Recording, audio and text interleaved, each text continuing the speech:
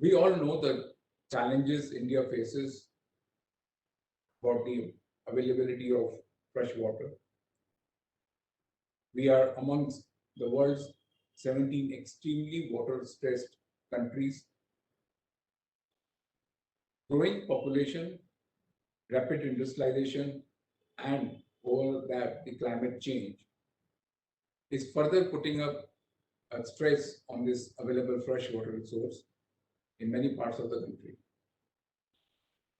India's urban population is expected to reach 600 million by 2031. Now, Urban Ministry has set a goal of providing continuous water to every household 24/7 by 2031. Underground sewage system to be provided to all cities and 100% wastewater to be collected and treated. Currently, only 20% is being done. So massive investments are required over the next 10 years. I believe it's going to be more than 80 billion US dollars. To address these challenges, the Government of India has taken several path-breaking initiatives in the recent past.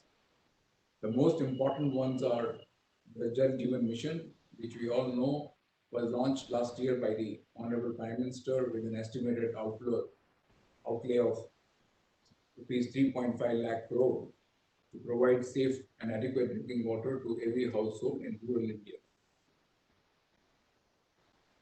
The Jal Jeevan Mission Urban, which was announced in the current budget to bring safe water with an investment of about 2.86 crore to households in the urban India. And the Namami Gange, the flagship program launched in 2014 to accomplish the twin objectives of effective abatement of pollution and conservation and regeneration of the river Ganga. So we in CII hugely applaud the initiatives taken by the government, and we believe that PPP can be one of the feasible mechanisms to complement the efforts of the government to transform the management of water and wastewater holistically. The private sector participation will help in sharing the burden and improving the service benchmarks. Unfortunately, development of public and private partnership for water and wastewater has been very limited in India, unlike transport and power. We have only 5% of the PPPs in water and wastewater in India. If we compare it with China, China started private investment, allowed private investment in 2000, and really in the end of 1990s. So 2000, and in 12 years, they had 237 PPPs, financial closures done for the water treatment. And now, by I believe almost 40% of the total number of projects globally are in China, private sector investment. For PPP projects, financial stability is very important, for which tariff reforms are required to ensure projects are bankable. Contracts being long-term can be regulated with the help of a regulator to ensure successful adherence of partnership terms. I also believe that the involvement of local community is desirable to have their buy-in for successful implementation of PPP projects. Carefully conceived and well-designed public-private partnership models such as HAM can attract private investment in water and wastewater projects in a significant manner. Friends, the key objective of today's conference is threefold: to facilitate perspective sharing on the scope for PPP in water sector, present few examples of PPP in water sector in India, and deliberate on the key learnings, and finally have a discussion on the key policy and regulatory reforms needed to provide further flip to PPP in water and wastewater management in the country. We hope to have a good discussion on this important topic on how to further strengthen and promote PPP in water sector. Today, we would share the proceedings with all concerned. With these few words, ladies and gentlemen, I once again thank you for all joining us today. May I now invite Mr. N.K. Ranganath, Water Ambassador, Renforce India Private Limited, to address us. Thank you, Rajesh. Ladies and gentlemen, friends, Rajesh has already welcomed all of you. But let me also add my own welcome to everyone present here on this webinar, especially to Mr. Baldev Prashad, the Joint Secretary, Department of Economic Affairs, Ministry of Finance, and Mr. Pratish Haladi, Principal Public-Private Partnership Specialist in Asian Development Bank. I'm not sure if Ms. Deveshri Mukherjee has joined, but if she has, welcome to you too, madam, for being with us today. The finite water resources that we have are all getting stressed and depleting fast, not because we don't have enough, but because of the prevailing practices and the lack of rational pricing, which has led to neglect and misuse of this rather scarce resource. The result is that the assets created to manage water resources are deteriorating as we have minimal or no regularized operation and maintenance due to the lack of budgets or focus. The systems are often operated below the desirable levels of efficiency, and many a time services rendered are unreliable and inadequate. It is said it is very expensive to be poor.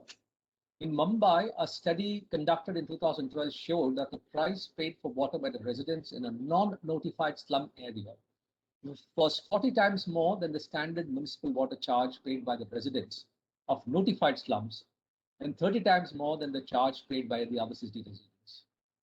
And not to talk of all the health-related costs of drinking bad water. We have not even factored that in.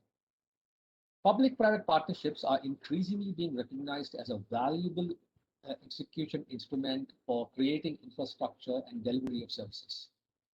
PPPs are also considered crucial for introduction of new technologies, better management, improved efficiency, infusion of capital, and most importantly, accountability in the delivery of services. While PPP has had a huge scope in the water sector and a few projects have also taken off, it is still at a very nascent stage and is yet to pick up pace because it is not really bankable because of the issues that we are facing, and some of those issues we'll be talking about. What is currently required is an enabling ecosystem to attract private sector, which addresses comprehensively the concerns of all stakeholders, whether it be the government, the regulators, the industry, or the end users themselves, the general public, or even agriculture for that matter. CII has instituted a task force on development of a policy paper on private sector investment in the water sector. The objective of the core group is to develop a policy paper and recommendations to attract private sector investment. Reforms in some of the critical areas that can help enable greater participation of private sector in the PPPs in the country has to be identified. And some of the suggestions we have are, and this is in no order of preference, is trying to set up a regulatory body for PPP and pricing that will keep pace with relevant changes, whether societal, technological, political, or economic. It will deal with various facets of PPP, water and wastewater, and develop capacity for smooth implementation. We also need a strong grievance and dispute redressal mechanism because any disputes that are raised take decades to get solved, and no private company or even the government can afford this kind of delay in dispute redressal or grievance redressal. So we need something which is very strong. We also need to develop a model concession agreement for PPP. There have been some efforts, no doubt, but like what we have in power purchase, like what we have in some of the other areas in roads perhaps, we need to do with the water sector also to address the issues that are typically important for investors as well as users. Mind you, people are prepared to pay for the road usage, people are prepared to pay for power, but they're not prepared to pay for water. The moment you say privatization of water, all antennas go up and they say they start telling that we are trying to charge them for what is their birthright, and that's something that we need to deal with. We also need to set up a specialized financial institution to lend directly and provide refinancing support to financial institutions that are lending to this sector. This will also sort of agglomerate capacities of various financing institutions at one point and help in reducing the time for financial closure of projects. The other thing we are looking at is a credit guarantee mechanism for less viable projects, but which are socially necessary. Water is a social necessity, and there may be many projects which are not quite viable. Could we have a credit guarantee mechanism? For such projects, a credit guarantee to those concessionaires may help lenders to trust the project and optimize their risks. Certain terms may be agreed upon for unforeseen events, which shall be applicable only at the time of occurrence of these events. That would probably make a level playing field for risk sharing. The other one is for structuring of contracts. We need to ensure we structure contracts in the right fashion with reasonable accountability and a shared responsibility for all stakeholders. And we have to have a proper techno-commercial procurement process, which is not just focused on least cost of procurement, but also the life cycle cost of running the project over its life of maybe 10, 15, or 20 years. This is something that we need to do. Accountability should sort of go along with responsibility, and the risk should be according. PPPs as an instrument, if rightly configured, will provide the desired options to overcome the challenges of this sector that we currently face and deliver services to all and water for all. Accessibility to water for all will be agreed. Thank you, and thank you, Rajesh, for allowing me to speak now, and thanks everybody for listening to me. Over to you, Rajesh, back again.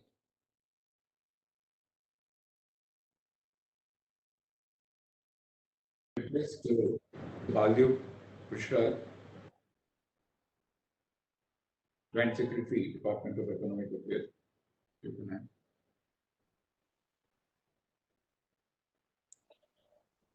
Thank you. Thank you, Rajesh ji.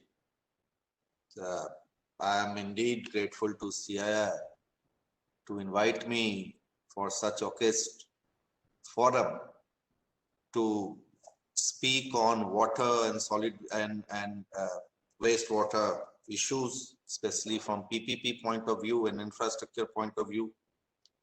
I agree that these areas and development of these areas are need of the hour.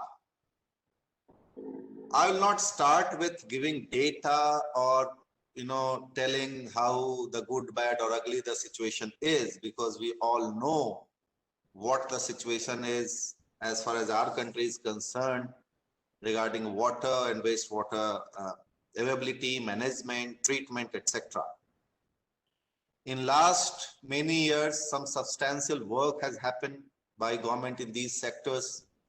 A lot of schemes have been made and implemented. A lot of changes has happened. If you recall what has happened in last couple of years, you can see there is a lot of changes at the ground level also.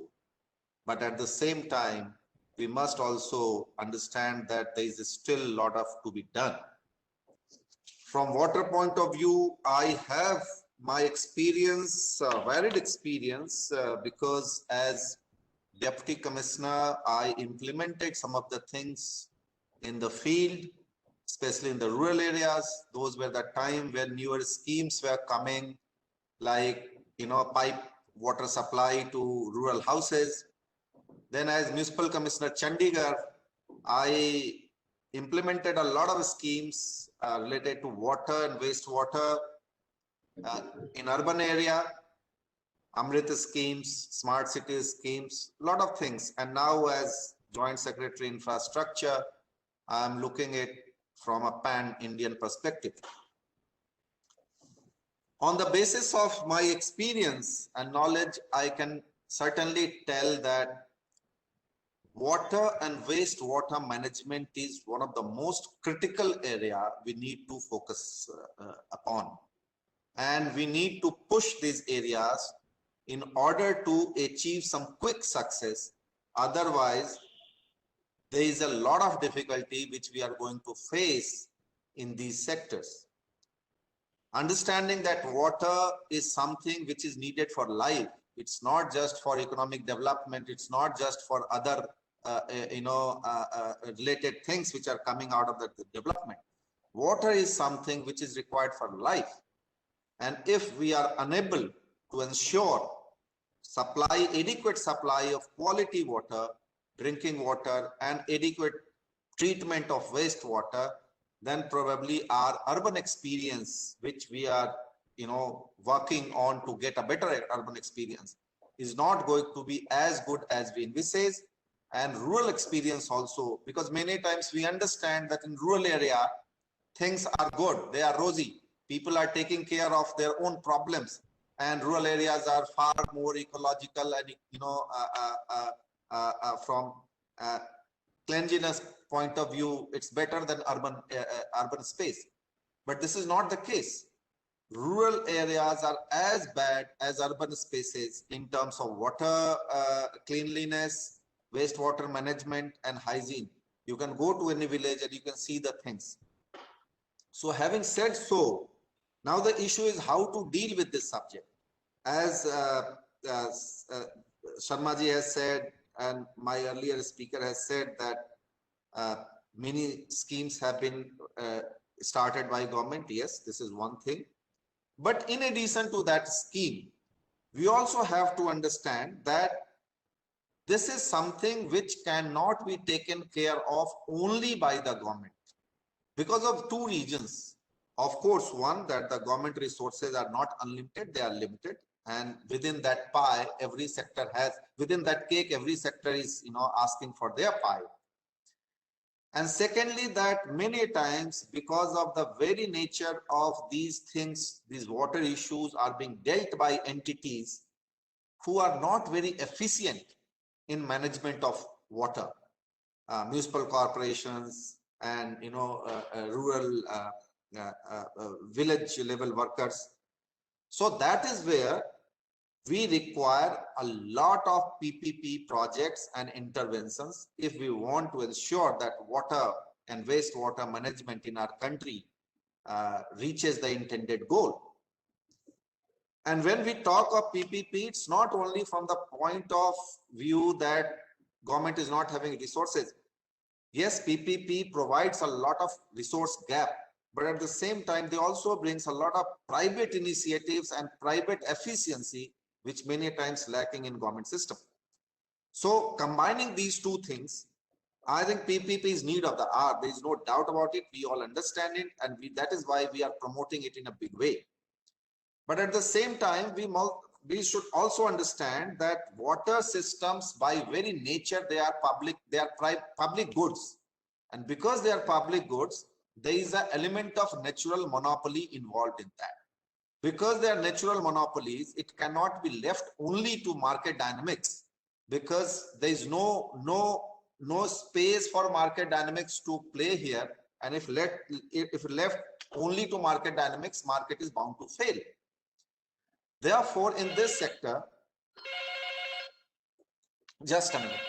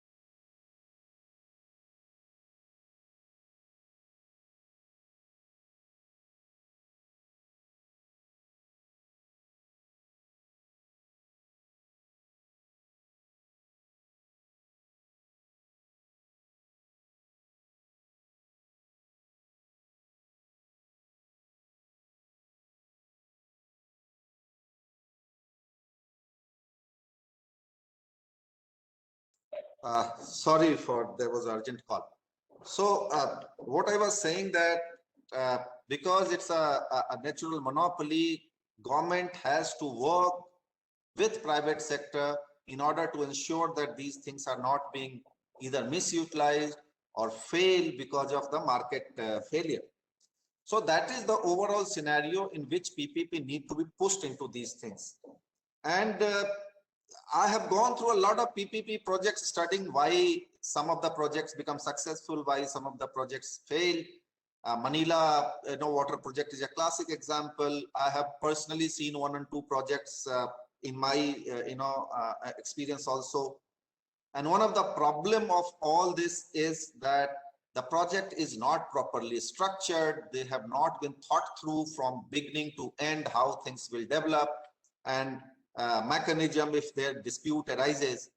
Many times what happens that because of lack of capacity or lack of understanding at the lower level of officials, PPP projects are also being considered just as like any other EPC projects, or PPP partners are not considered as partners, rather they are being treated as vendors. And that is one reason why things are being enforced in a particular manner, which could have been done otherwise if there is a understanding that in a PPP, the private sector is partner, they are not just vendors, and it's a marriage of two people, and you have to understand that marriage goes through a lot of compromises and accommodating each other's demand.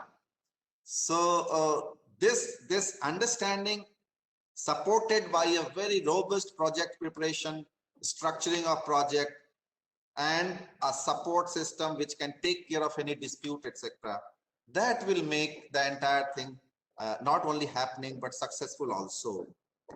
I could quote example after example why these things have not happened somewhere, but we also understand that when one sector is opening for PPP, for example, water sector is a new sector opening for PPP, where PPP is not a traditional source of project delivery, these problems are bound to come, and with time things will stabilize, structured understanding will evolve, and ultimately it will be successful. So with that, I just want to explain the last bit of things, that understanding all these two things, we have not only put water things into the definition of infrastructure. If you read the harmonized list of infrastructure, water sector is accepted into harmonized list of infrastructure. It means what? It means that for a water project, you get funding from banks, from financial institutions, the way these fundings are coming to infrastructure sector. That is one benefit. Second, that we have also included water into the covered sectors under VGF scheme. I don't know whether everyone is aware about the VGF scheme or not, but I can tell you in Government of India, we are having a VGF scheme under which we are providing viability gap funding to those projects which are economically desirable but commercially unviable. And because they are commercially unviable, but bringing them can do a lot of leverage to boost economy and have a positive effect on other infrastructure projects. So we provide VGF support to those projects to make them commercially viable. Now of late we have realized that benefit of this VGF scheme is primarily taken by economic infrastructure sector. So roads, ports, airports, and all sort of traditional infrastructure sectors, economic infrastructure sectors are taking the large share of this scheme. There is hardly any presence of social sector schemes like water, education, and other things. So recently, few months back, we have revamped the entire VGF scheme. And now we have given enhanced VGF funding to social sector schemes, including water, water treatment, solid waste management. And now for these projects, we are providing viability gap funding up to 60% of the capex.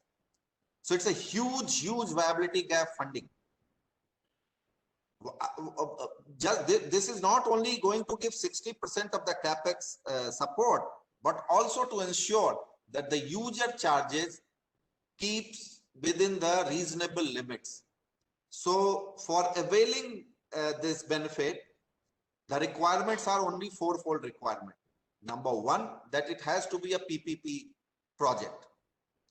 Number two, that it has to be done by a company.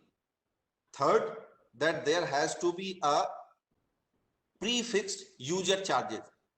So there could be an initial user charges, and there shall be a escalation matrix through which, because these projects are going to be for longer period, 30 years, 40 years.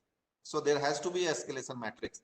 Prefix user charges ensures that everyone is on board, because many a times there is an apprehension among people also, among their representative, among local bodies, that user charges will be escalated to unreasonable extent, and therefore they are very, very apprehensive of bringing private sector into water and sanitation. So user charges has to be prefixed and with escalation matrix, and this has to be a PPP project. So if the project is fulfilling these 3-4 criteria, then they are eligible for getting VGF support, and we would welcome any such project coming from any state, any local body, any rural body, any panchayats, or Central Ministry of Government of India. And I would request CII that they can also bring this thing to the investors at large, in order to make them understand that one of the very genuine demand, that because by very nature these projects are not bankable or these projects are not commercially viable, we have now made them commercially viable through this scheme, which can be taken benefit of. With that, I would end my remarks by requesting CII that if they can also study some of the ongoing PPP initiatives in water and wastewater management sector and come up with concrete suggestions, which any form of suggestions, which may include better project structuring, which may include suggestions for dispute resolutions, which may include amendment of any clause which is lopsided towards, say, public sector or private sector, so that we can create a balance of risk allocation, etc. We are very open and we would welcome that, and certainly we will try to change things as per those suggestions. With that, I again thank CII for holding this conference on a very, very important issue, and I hope that with their support and initiative, we would achieve better results. Thank you very much. Thank you, sir, for your remarks. I think a lot of information you have shared with us, which is very useful. At CII, we have constituted a committee which is working core committee on the PPP. So some of the points which you have made, we will take that into consideration. Will be making a recommendation with on the given model, what changes will make it much better workable. So we will come back to you with this. We have a core committee working on this. Thank you so much for your time. May I now, I believe Mr. Sharma, Madam has joined.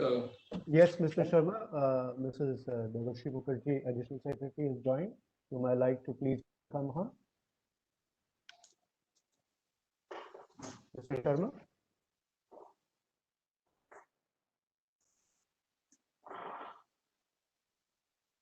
Mr. Sharma.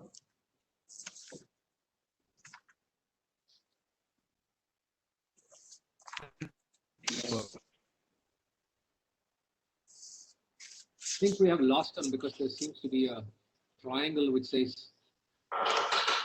Okay. So, Yeah, he's back. He's back. Okay. Rajesh, are you back? Can you hear us? Yeah. Yeah, you can take on from here. Mr. Baldev has finished his talk. Yeah, I know. I told Mr. No, we couldn't hear you. Pratish Haladi to listen. No, you would like to welcome Mrs. Mukherjee. Can you hear me, Mr. Jawad? Yeah, we can, Mr. Sharma, and you may like to especially welcome. I did welcome Madam. No, we couldn't hear you. Okay. I once again welcome Madam Devashri Mukherjee, Additional Secretary, Jal Shakti, Ministry of Jal Shakti, who has joined us recently just now, and she will be also addressing us. In the meantime, I request Mr. Pratish Haladi, Principal Private public-private partnership specialist, Asian Development Bank, to address it. Is Mr. Pritesh Alad there? Yeah, he's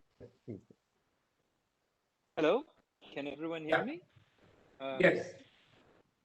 Okay, thank you very much. Sorry, before I begin, I have a presentation. Vipin, could we just put on that presentation again? Or maybe give me the presenting rights? sure, please. Yeah, I just did. Okay.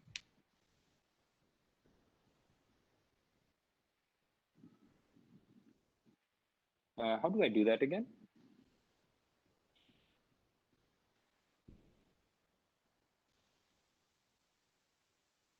There will be a button at the bottom on this. Oh yeah, share. Now it's there now. Yes.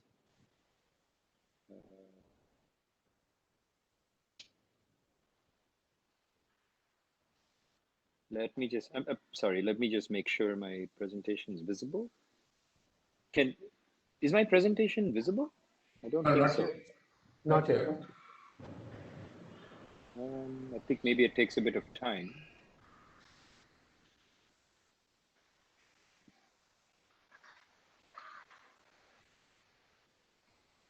Vipin, would you like to? Yeah. It's coming now. Coming now. Yeah, last time it took a bit of time when we were testing it, I recall. Yeah, it's there. You can go to the PowerPoint. Excellent. So if this is visible, I will start. Please. Thank you very much for giving me this opportunity. Mr. Joint Secretary and Madam Additional Secretary, it's a pleasure to meet you and thank you for inviting me to this conference. And I found the presentation so far very interesting, and what I will do is show some examples of a couple of projects that we have worked on at ADB in our own experience as transaction advisors in the water and wastewater sector. And what I'll do is show two models. And I think some of the themes that you'll see in my presentation are ones that have been mentioned already by presenters. And I just want to reiterate 3 points very quickly because these are overarching themes. First, there is no one-size-fits-all approach for PPP, particularly in the water and wastewater sector. So we really have to look at each project and see how we can best create value for money for government, while at the same time making the projects commercially viable for the private partner. Second, we have to, there's a point about user pay model and tariff regime, and I agree, we have to be very careful about this because yes, people don't want to pay for water. People even more don't want to pay for wastewater. So these are both factors we see very often in projects that we work on, and we have seen in many countries we work with, that if this is not done right, it can actually lead to public unrest. Third, project preparation is key. And this goes back to the first point. We have to create a bespoke model for the projects we're working on. And this also includes stakeholder consultation, given the nature of the water sector. With that, I want to show you a quick model of how we look at the value chain. And when we look at water projects with our clients, which are public sector agencies across Asia and the Pacific, we look at it in this way. See, the three red ones are on the bookends of the value chain: bulk supply, water treatment, and wastewater treatment. Now, these, I highlight them in red because they fit a certain category, which is they are concrete ring-fenced assets. For example, a wastewater treatment plant or a bulk water supply. And so the PPP structure that you can apply here is a little different from the two in blue. Now, the two in blue is the other category I would put, which are customer-facing utilities, water distribution utility, wastewater collection, and conveyance. And these two, which are in blue, I have found are a bit more complex to implement. Because here you get into issues of how to structure the tariff. You also have a customer interface and a billing interface and things like that. Now, there are other models like affirmage contracts, management contracts that can be done, but it ultimately depends on what the public sector is trying to achieve. So what I'm going to do is show you an example of a wastewater treatment plant that we've worked on, and also a water concession, wastewater concession we've worked on. Now, I did hear the comment from the previous presenter about Manila. So the first project I'll show you is actually a project that our team closed recently in the last couple of years, which is New Clark City, which is a new smart city that's being developed in the Philippines, close to Manila, and draws a bit from the Manila water experience and the Maynilad experience, which is still, I believe, one of the world's largest water concessions in PPP. Now, this first project, the details maybe you can see in the slide later, but I just want to highlight a few points. It's a project cost of $200 million, roughly, for a greenfield city. And that's a city that's going to be growing over time. So one of the key areas that we had to deal with here is it's greenfield, which is good because there's no legacy infrastructure, but we also don't know how the city is going to develop. So how do we create a commercially viable model for something like that? And in particular, how do you estimate CapEx? And thus, how do you estimate the tariff? So we actually had to create a bespoke tariff regime for this that allowed the tariff to be rebased every 10 years in such a way that the private partner was ensured a regulated rate of return. So that is a model that was applied here. It's been done in the Philippines, and we applied it here as well. The model has mixed results in other countries, but at least Philippines is one where it has been successful. Now, the project here was, again, it's a smart city, so it has to be a fairly advanced water and wastewater utility. And here we're talking about concession leading from groundwater, distribution, and then wastewater treatment, wastewater collection, conveyance, treatment, and then reuse of that wastewater for irrigation and other such matters. On the project scope, design and construction on every aspect of the water and wastewater infrastructure. And I also want to highlight some smart concepts such as smart water meters, SCADA, and central control to really enable an environmentally efficient system for a very green city of the future.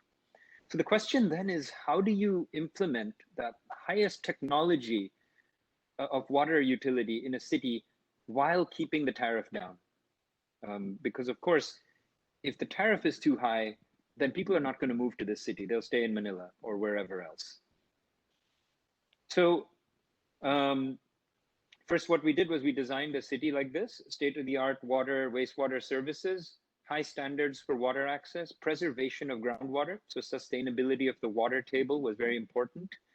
Wastewater treatments adhering to the highest standards, and also construction of modular followed by permanent wastewater treatment plants. So it's really the full scope. Now, I want to talk about tariff a little bit because this is, again, typically a contentious issue and a key issue that we need to get right.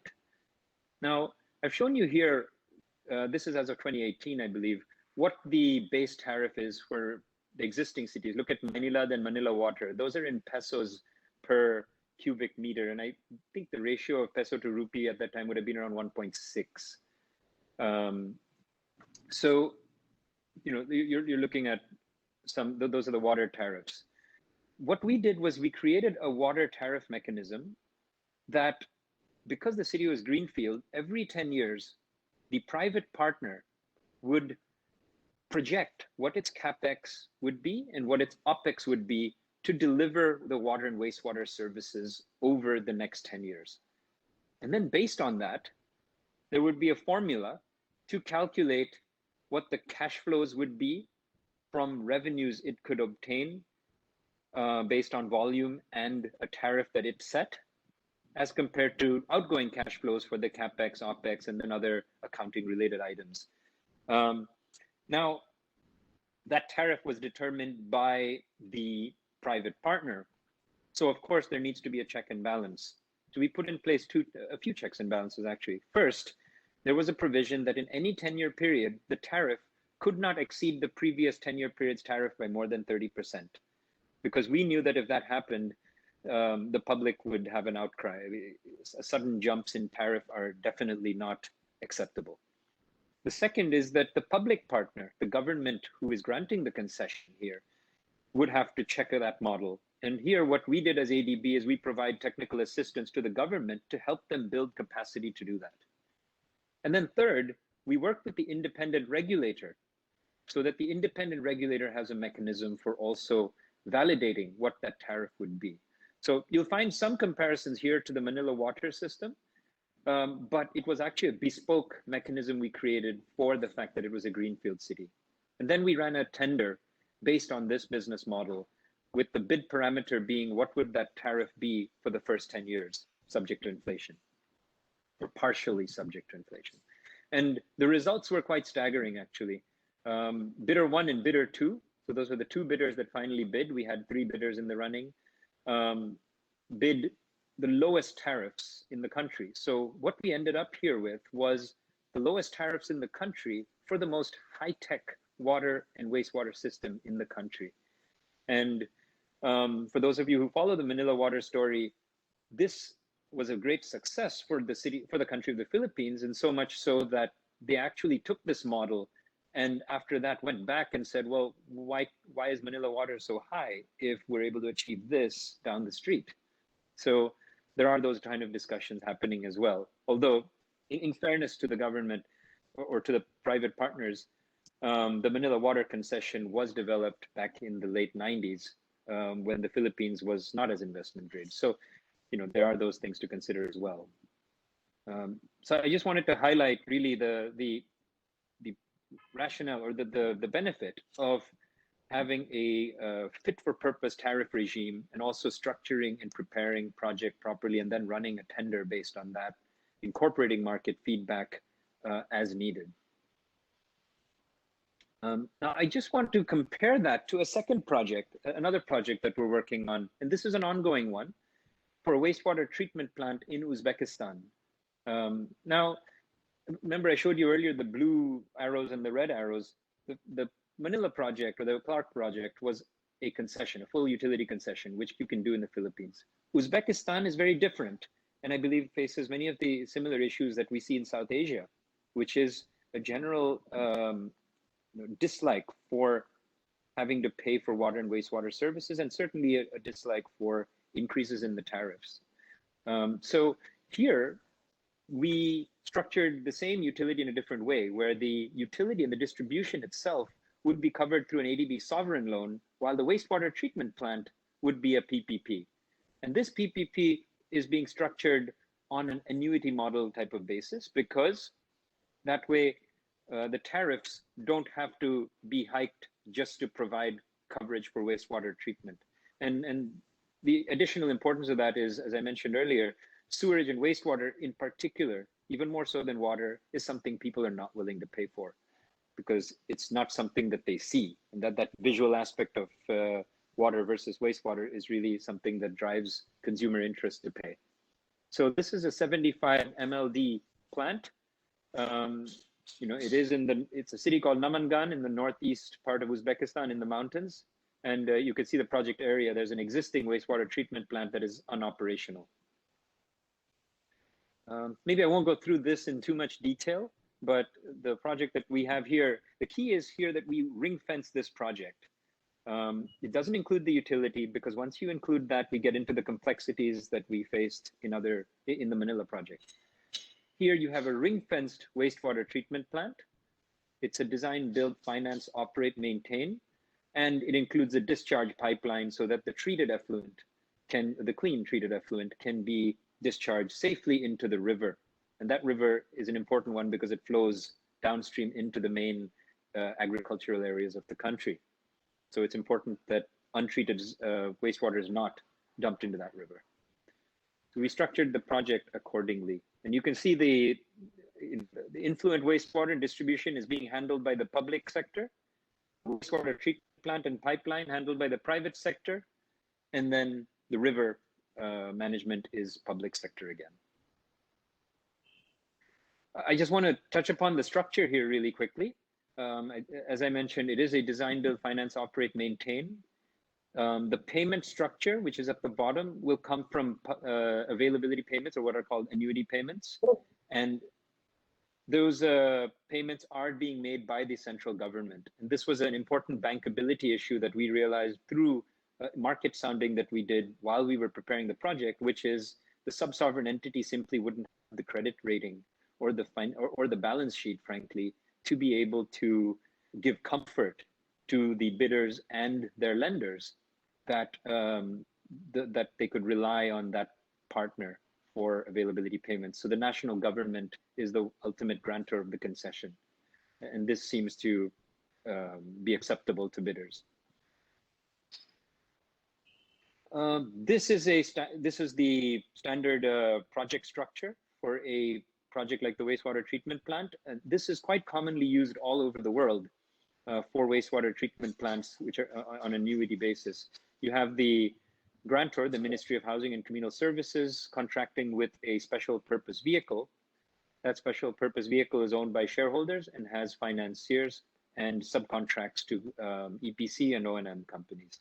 The one point I would make here is that the ministry provides capacity and volume payments, which are the annuity payments, and the SPV is providing a service back to the government of the service of taking untreated influent and preparing treated effluent that is clean enough to discharge into the river. Now, before I finish, I just want to provide a table just comparing the two models that I've just shown. So on the left, you have the full utility concession, the Clark one, and on the right, you have the wastewater treatment plant, the one I showed you from Uzbekistan. And you can see here, this is a typical risk matrix that we provide in much more detail as part of our project conceptualization. But we look at various risks, and I want to show you some of the differences. See, the key difference, if I may, is down in operations and maintenance risks, where we have the market and volume risk and the tariff adjustment risk, where in a full utility concession, that is actually a concessionaire's risk and responsibility, whereas in the wastewater treatment plant by annuity payments, that's done by the government. So that's the key difference between these models, wherein a full utility concession does allow the tariff to change over time because it's needed to ensure a regulated rate of return, whereas in the second, the annuity payment is the only source of payment for the private partner, and thus the tariff is irrelevant from a private partner's perspective. Otherwise, there are other risks which are mostly similar between the two. Maybe I'll stop there. I really wanted to show you these two different types of models and how they can be applied in different situations that may arise. Thank you. Thank you very much, Pratish, for sharing with us these two very interesting case studies. Sure, it gives us little ideas of what can be done in PPP models, how they can be structured. Thank you very much. May I now invite our guest of honor. Thank you. May I now invite our guest of honor, Madam Debshiri Mukherjee, Additional Secretary, Ministry of Jal Shakti, to address us. Good morning. Good morning, ma'am. Good morning. Hello, I'm very glad to be here. Good morning to all my fellow panelists, as well as everybody present at this workshop today. I consider myself very privileged to be here because my association with PPPs in the water and wastewater sector is of some years. I went through your background notes and I see that you've mentioned the Nangloi water supply project. And I was working in Delhi Jal Board. I was the head of Delhi Jal Board when we awarded the Nangloi water supply project. So we've been through that entire process, and therefore maybe we can talk about some of the pains and some of the lessons that we have learned from there. So before I start, I'd just like to say that it would be interesting for me if the theme of this session could be actually public, private, and community partnerships in the water and wastewater sector. Because as we go forward in terms of water and wastewater management, I think communities and how they perceive water and wastewater services is critical to the sustainability of any PPP effort. So that is one. The second, of course, I think it doesn't require, I don't want to labor the point, but to the audience here, the challenges of India's water management are huge. Now, our current water requirement is about 1,100 billion cubic meters per year. And this is projected to go up to about 1,447 BCM by 2050. we are also seeing water or lack of availability of water as a major inhibitor of growth. Now, Central Groundwater Authority guidelines that have been issued in September this year actually say that in overexploited blocks, and we've been compelled to do this, in overexploited block, no major industry can come up that has to extract groundwater for its processes.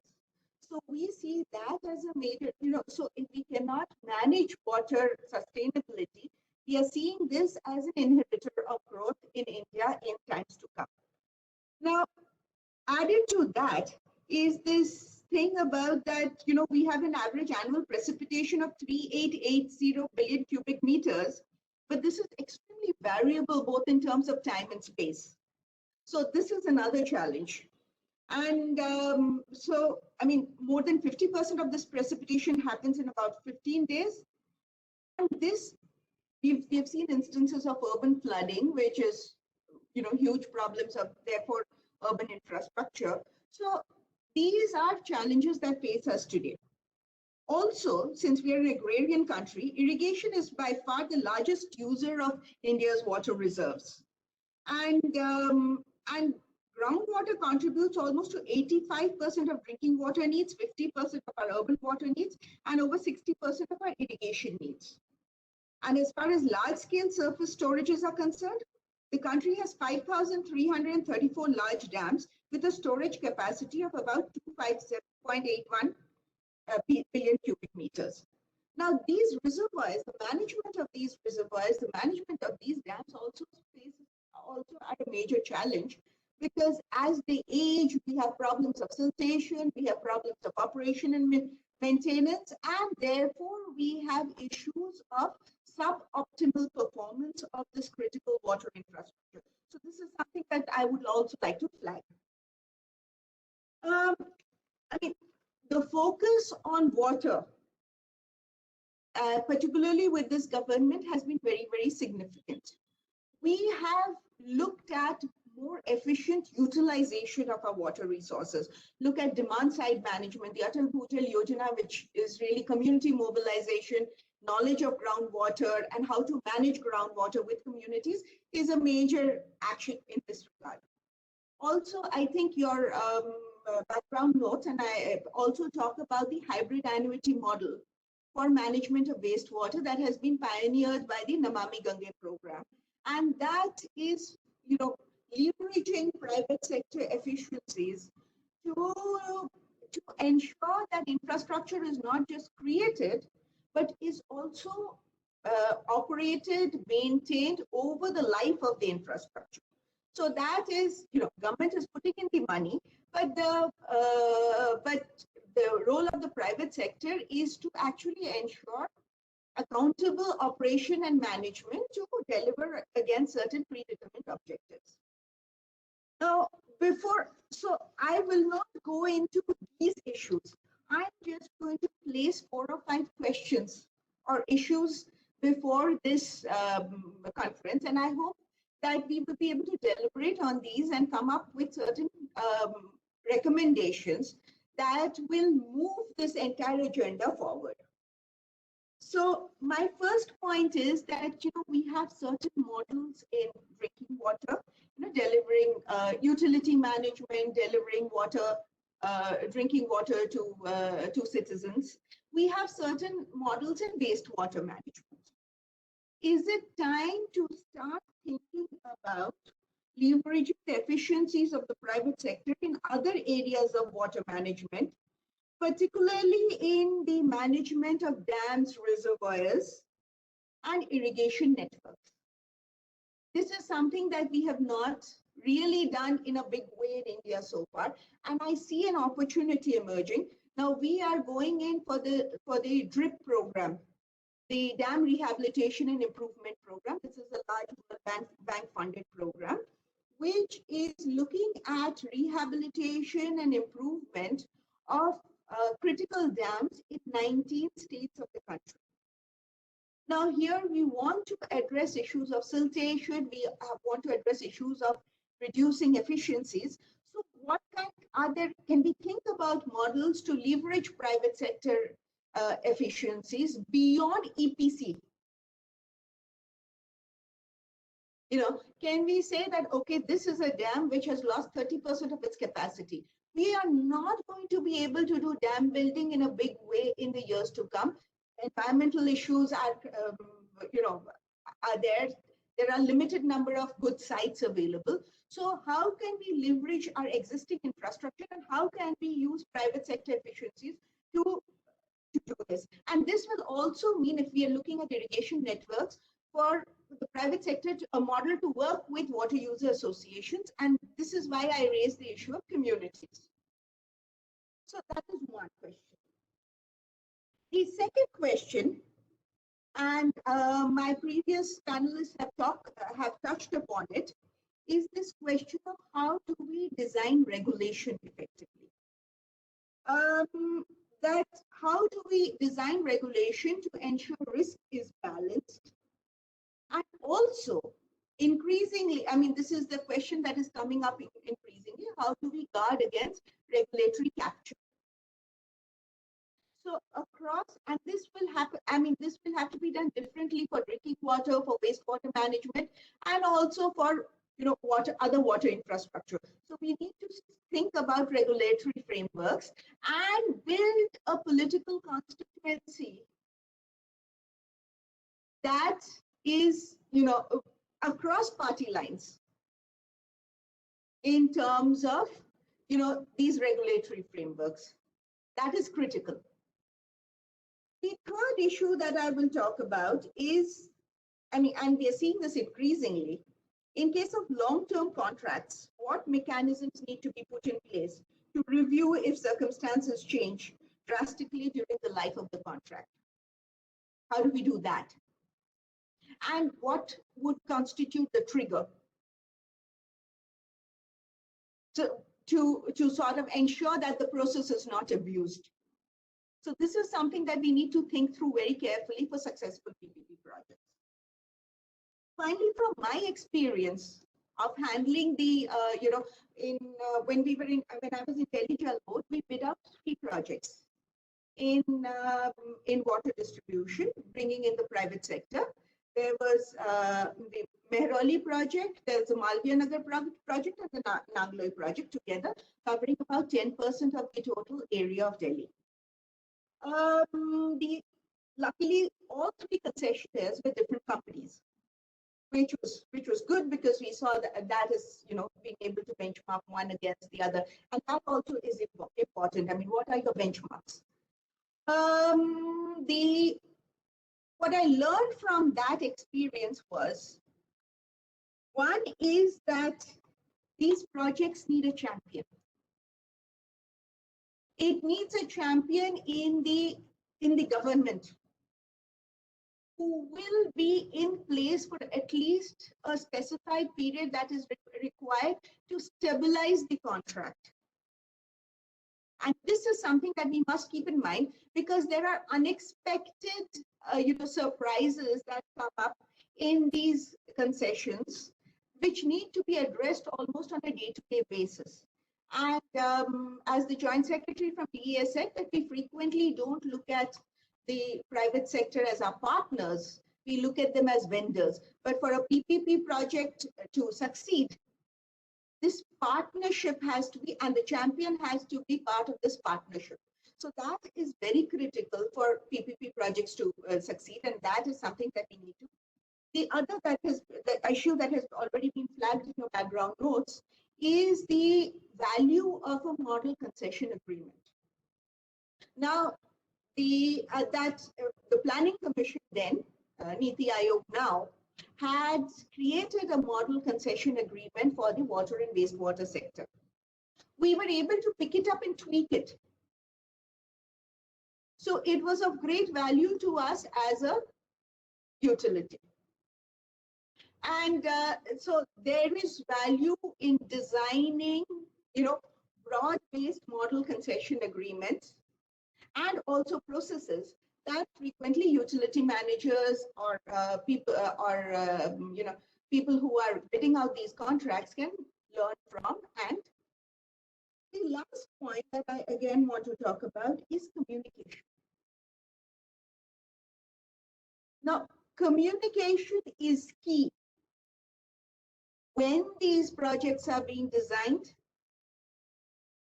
when these projects are being implemented, and through the life of these projects, it is important to have a very strong communication strategy to understand who to talk to, what to say, and how to say it. Because frequently with the private, and I will not, water is intensely political. And we need to recognize this when we bring in the private sector into water. So this is something that we have to keep in mind in terms of, so actually I would put communication first. Who are your stakeholders? Who do you need to communicate to? And how do you need to communicate? And that is something that is critical for the success of the program. Again, communication, there's another issue of communication, which is about, communicating good practices or success stories. Now, what has happened is we learned, again, from Jal Board, we learned from the projects in Hubli Dharwad. We learned from the work that had been done in Nagpur. We took media and key media people to Nagpur to see what had happened in 24/7 water supply in Nagpur. Now, today, I don't see concerted communication on what is happening on, good PPP projects in water and wastewater management.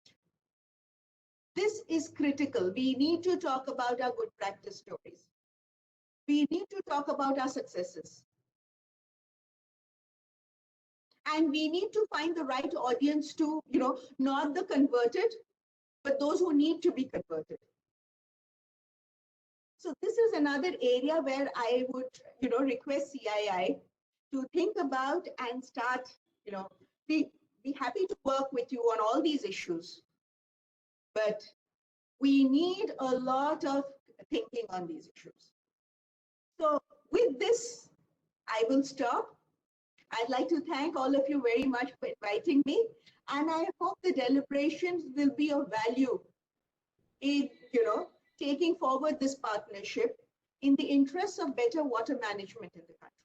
Thank you. Thank you very much, Madam, for your remarks. I think you made a very valid point that without involving the community, nothing will work, because this is a very sensitive topic when it comes to lives of the people. Water is very essential. And if the local community, in my address, I just said that the buy-in of the local community is very important for a long, because these are long contracts and they're going to be long sustainability required. And the other very valued point is the type of the contract, because it's long contract, all the mechanisms should be in place to see that both parties are able to resolve the issues whenever any contingency comes in. So thank you very much. You have left many things for us to deliberate and work on. And I think at CII, we have the core committee, which is working on the PPP recommendations, which will be sending for the policy recommendations to the government once the deliberations are over. So your points and your experience will certainly be very useful for us to make these recommendations. Thank you so much. May I now request Mr. Sanjeev Paul, our co-chairman, Task Force on Development of Policy Paper on Private Sector Investment in Water Sector, and he's also the Vice President of Tata Steel, to deliver the concluding remarks and vote of thanks. Thank you, Rajesh. Am I audible? Yes, you are. Okay. Madam Devashri Mukherjee, Additional Secretary, Ministry of Jal Shakti. Mr. Baldev Pursharth, Joint Secretary, IPF, Department of Economic Affairs, Ministry of Finance. Mr. Pratish Haladi from the Asian Development Bank. Mr. Rajesh Sharma, Chairman, CII National Water Committee on Water, and Chairman and Managing Director, Ion Exchange Limited. Mr. N.K. Ranganathan, Conference Chairman and Co-Chairman Task Force on Development of Policy Paper on Private Sector Investment in Water Sector, and Water Ambassador, Grundfos Pumps Private Limited. Distinguished speakers and delegates, ladies and gentlemen, we have come to the end of an excellent and a very powerful inaugural session. And it is indeed my privilege and pleasure to have the opportunity to offer the concluding remarks and the vote of thanks. No doubt, PPPs in water and wastewater management have been challenging. However, it has been demonstrated in various settings, and as has been mentioned by Mr. Pursharth as well, well-designed partnerships between the public, the private sector, and people, the community, which ma'am mentioned, are a very valid option to turn around the performance of water utilities and services that is beneficial to all. Recognizing the fact that the service lies in the ambit of the third tier of governance, that of the urban local body, we do believe that reforms in this area is definitely the starting point for attracting private sector participation in PPP. The structural dissonance of the roles of policy creator, the regulator, and the service provider, all rolled in the same body, the urban local body, this needs to be separated as a starting point. Surely it is important to arrive at a tariff structure that takes cognizance of paying capacity of all sections of society while making it viable. Mechanisms or processes for dispute resolution, defined and shared responsibilities, quality cum cost parameters for awarding contracts, considering or accounting life cycle management cost of the project by planning and financial allocation are some of the additional enablers that will be critical to attract private sector participation in PPP ventures. However, these have a better chance of falling in place once the structural conundrum around the urban local bodies is resolved. This conference is a step taken by CII to reiterate private sector participation and commitment in improving delivery of services through PPP.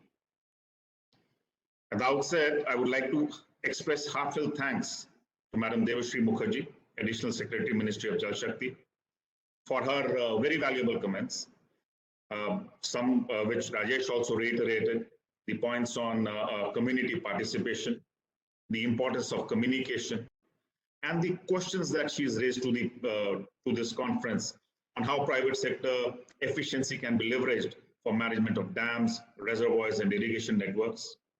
How can we design effective regulation in the PPP sector areas? What could be the mechanisms for dispute resolution, especially to manage issues arisen out of unforeseen circumstances? And I think one of the very important issues which probably does not get resolved unless you really have the experience of doing it is the issue of a champion in the government. The issue of tenure of the champion in government has always been an issue with PPPs, and this is an issue which has been very well raised by ma'am. Thanks to Mr. Baldev Pursharth also, Joint Secretary, Department of Economic Affairs, Ministry of Finance, some very valuable insights that have been raised. And from the point of CII, I can only say that it is very heartening to note that people at the top echelons in the government now have such a deep understanding of the finer points of PPP. I'm sure we'll be able to resolve the issues of PPP going forward. Thanks to Mr. Pratish Haladi, Principal Public-Private Partnership Specialist, Asian Development Bank, for his very insightful address on the new Clark City case of wastewater management. That was very useful. The thoughts and perspectives shared by you have indeed enriched us. Thank you, Mr. Rajesh Sharma, Chairman CII National Committee on Water and Chairman and Managing Director, Ion Exchange India, and Mr. N.K. Ranganathan for your perspectives and for your insights and the leadership that you provided to this conference. I would also like to take this opportunity to thank our sponsors and partners, our gold sponsor, Ion Exchange India Limited, our silver sponsor, Secure Meters Limited, our bronze sponsor, Jindal SAW Limited. I would also like to thank all of you, ladies and gentlemen, for joining us in large numbers. It is important that we come together to address this challenge in this sector.